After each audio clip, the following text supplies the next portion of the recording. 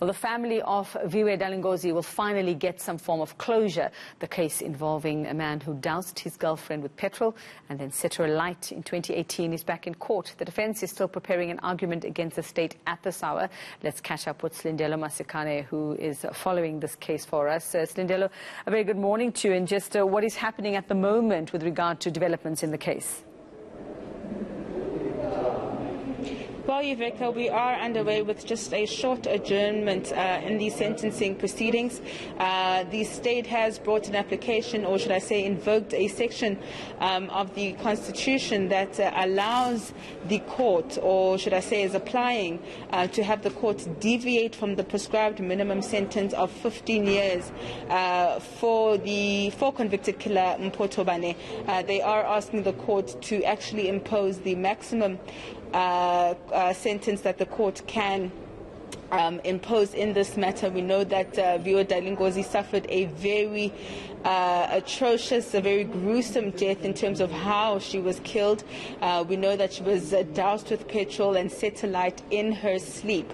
And this happened 2 years ago in 2018. We know Mpho Thobane at the time fled to his hometown of Mokopane in Limpopo, but after a manhunt, the police were able to apprehend him and bring him back to Johannesburg to face the law and face the charges against him. But during the trial, Yveka, I must point out that in the beginning he was facing a charge of arson, which had to actually be dropped because of lack of evidence. However, the court did last year convict him of the murder of Viwe Dalingozi. But to just give us a sense of how the family is feeling and what they are expecting to see in terms of the court proceedings today, I am joined by Viwe's uncle, Mr. Viwe Dalingozi. Once again, our deepest condolences.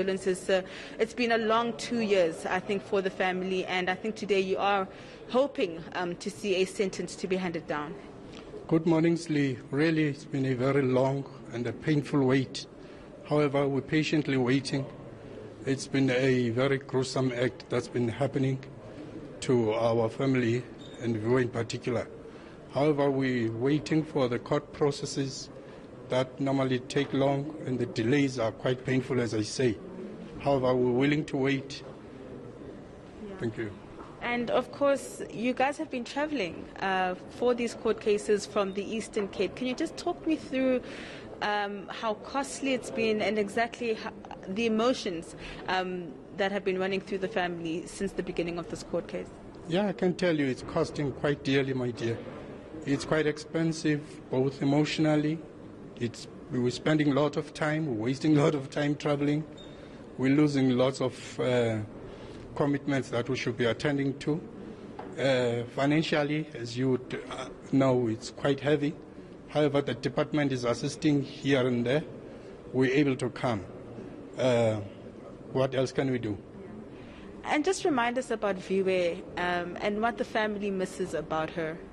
Oh, what a jolly little thing. She was very jolly, very happy all the time. She would gather us around, talkative all the time. We always miss her. We speak about her almost every day. She was the darling of everyone. Friends as well still miss Viwe. And what do you hope this sentence does for other perpetrators of gender-based violence? We only hope it teaches them a lesson. We hope that the state will take this quite seriously. It's not only Viwe that's been a victim here. Many children are suffering. Many women are dying in the hands of these kind of people. We hope that at least the state today will teach them a lesson, and not only teach lesson, but protect them through the sentences they may have to give here, and then make perpetrators to be aware of such. And what kind of a sentence are you hoping for? Do you have a number, or are you just hoping that justice will be served? I only hope justice will be served, my dear.